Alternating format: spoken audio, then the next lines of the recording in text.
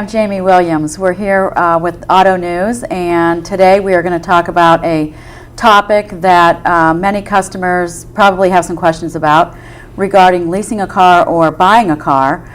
There tends to come many questions with that and concerns on which way a customer really should go when they're doing that. So today we have Tom Casta with Premier Pontiac with us, and he's going to help us to sort out some of those big questions that a customer might have and making that decision. We'll try. We'll try. Okay.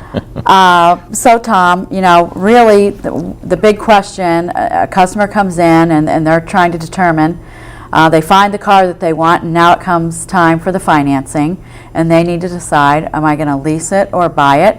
What are some of the first things that you offer or ask them to help them make that decision? Well, Jamie, there's a couple different things. Number one is we like to ask the question, how often do you like to get into a vehicle? Mm-hmm. If you're someone that likes to get into a new vehicle, or even a used vehicle, because there is used vehicle leasing also, but if you like to get into a new vehicle every couple, 3 years, mm-hmm. it's a good, leasing is a good source of financing a vehicle, because that's what leasing is. It's a financing of a vehicle. It's a way to finance it. Okay. If you're someone that just buys a car mm-hmm. and keeps it until it becomes a clunker, that's another show. Yeah, that's a whole other show. Yeah. Then leasing may not be for them. Okay. But that's one of the first questions we like to ask. Yeah. Okay. The next thing is, if they do like to get into a new vehicle every so often, structuring of the lease is critical. Mm-hmm.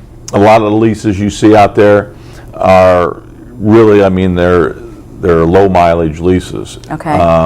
You know, to get the payment down. Right. Meaning that they would typically get how many miles in a year? Like 12,000 miles a year is pretty much how they're written anymore. Okay.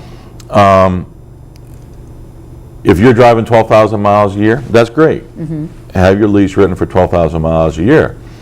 If your situation, your driving habits are 15, 18, mm-hmm. 20,000, mm-hmm. get it written for you need to plan for that. 15, 18, 20,000. What's your historic driving pattern? And if you know that you're going on a summer vacation, that maybe you know you go to a destination and it racks up 1,200, 1,800, 2,000 miles every year, then that's something that needs to be calculated in as well. In, yes. Mm-hmm. Years ago, you know, because of a lot of low mileage leases, so many times people will just go in that low mileage lease because of the payment. Mm-hmm. And then all of a sudden they're renting a car mm-hmm. to go on vacation. Right. Which is even more expensive. Exactly. So, and why don't you I guess the consumer needs to be realistic with themselves. Mm-hmm. Mm-hmm. And so many times, and it's a shame, but so many times people are driving 15,000, 20,000 miles a year. They go into a 12,000 mile a year lease. And let's tell them what then happens. Well, then what happens is that, you know, and unfortunately in some cases the dealership says, oh, don't worry about it. Once you hit your mileage, you bring it back and we'll get you out of it. Well, it's just not that easy. Mm-hmm. With leasing, you can trade a leased vehicle in early. There's mm-hmm. a payoff involved. Mm-hmm. But it's like anything. If your lease hasn't been amortized properly and your payoff isn't coming down properly because you're putting too many miles on it, mm-hmm.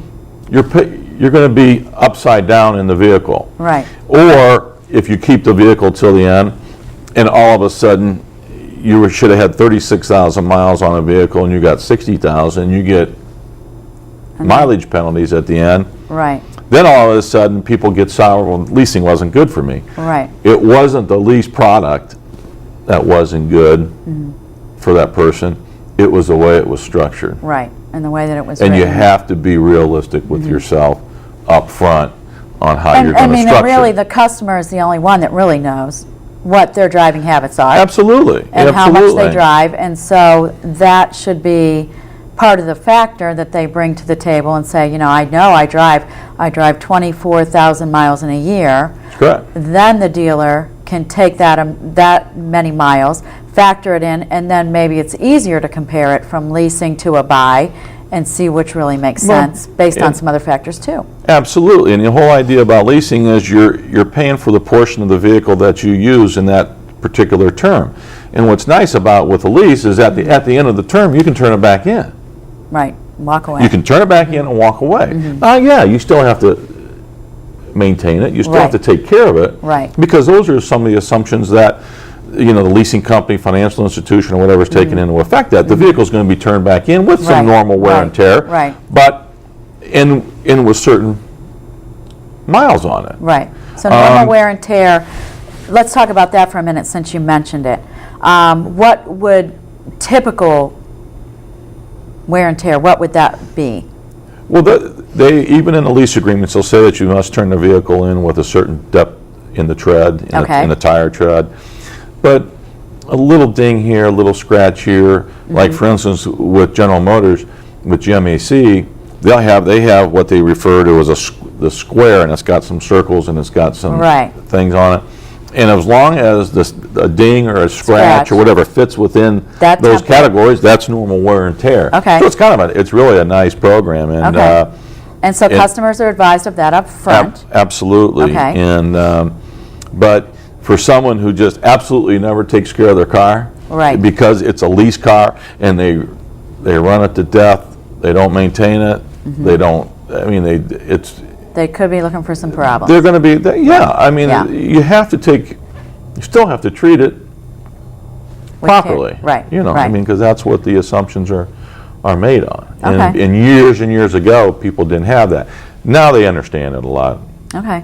more, and that's not a major situation, but it could be, and the consumer needs to Okay. be aware of that. All right. So as far, we talked about how the mileage is structured. I'm sure there are different terms available as far as months, and maybe talk about that a little bit, and what might make sense there. Well, again, it goes back to asking yourself, how often do I want to get in a vehicle? If you're if you're a low mileage driver driving 12,000 miles a year, I mean, and if you don't mind going in a new vehicle every 5 years and having 60,000 miles on it, that's great. A lot of the warranties, especially like General Motors, GM warranty right now is 36 months, 36,000 mile bumper to bumper with a 5-year, 100,000 mile on the powertrain. Okay. So technically, you could go in up to a 5-year lease if you wanted to, if you're a low mileage driver, and Be covered. at least on major and a good part of it on the bumper to bumper. Okay. If you are a situation where you're driving 20,000 miles a year, you might want to stay into that 36-month lease. Okay. But again, you got to be realistic with yourself. The payment isn't going to be that 12,000 mile a year lease payment when you're driving 20,000, because you're using the car up Okay. more than someone driving Longer. low mileage Low mileage. low mileage type situation. Speaking of payments,